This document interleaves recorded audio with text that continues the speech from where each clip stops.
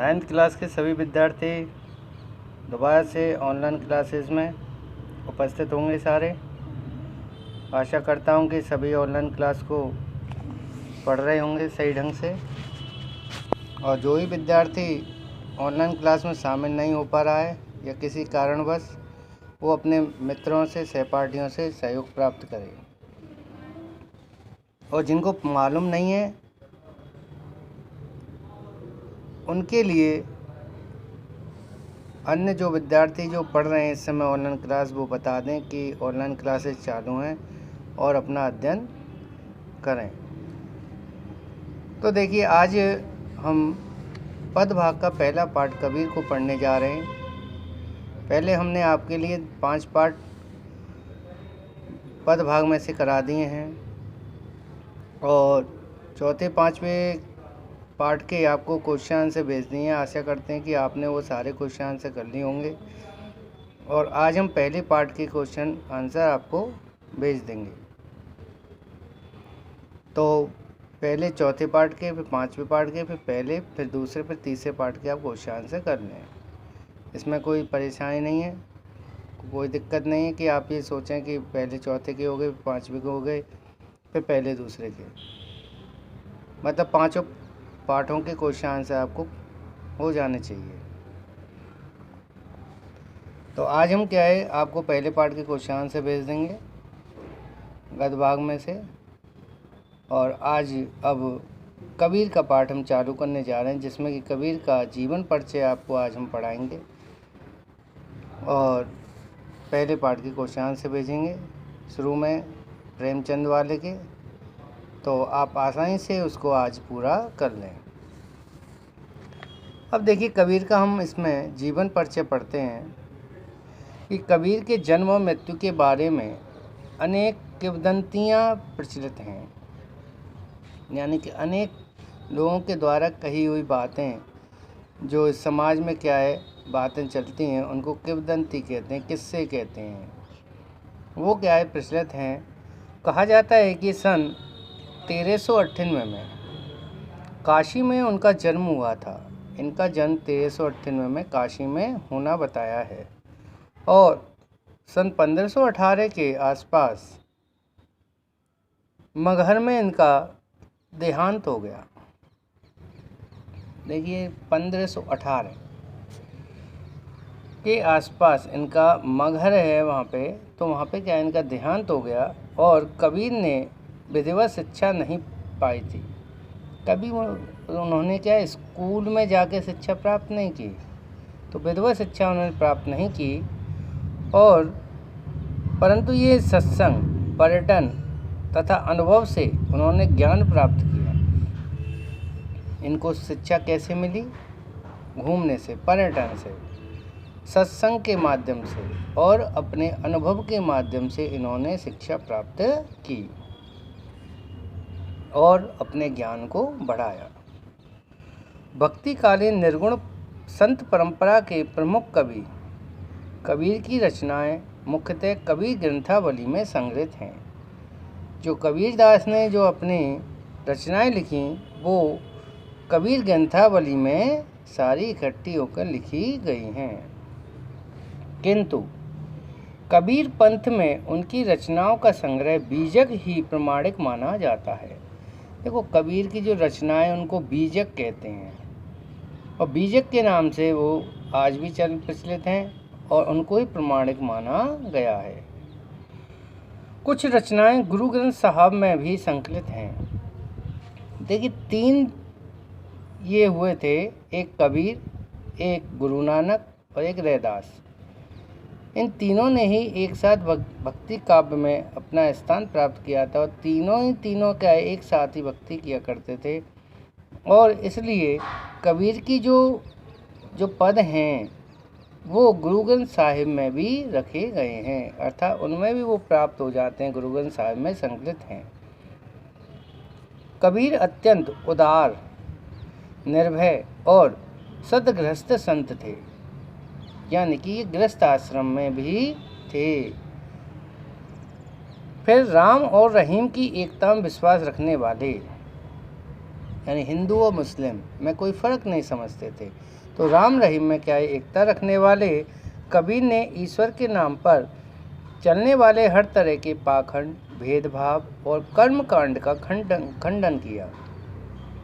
अब देखिए, समाज में पाखंडी होते हैं जो गलत बात को बताते हैं, भेदभाव करते हैं समाज में, कर्मकांड वगैरह पे विश्वास करते हैं, यानी कि कोई इस हवन को करने से ये हो जाएगा और देवी देवताओं को प्रसन्न करिए, आत्माओं की शुद्धि करिए, ऐसे कर्म कांडों पर ये विश्वास नहीं करते थे और ना ही क्या ये भेदभाव अपनाते थे और ये पाखंडों में विश्वास नहीं करते थे।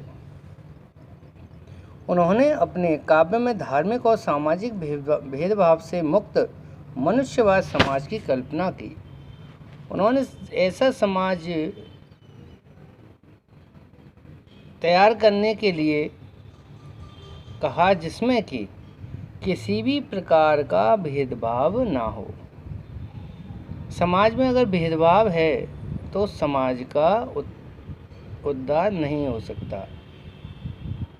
कोई तो क्या है, जातिगत भेदभाव रखता है, कोई आर्थिक भेदभाव रखता है।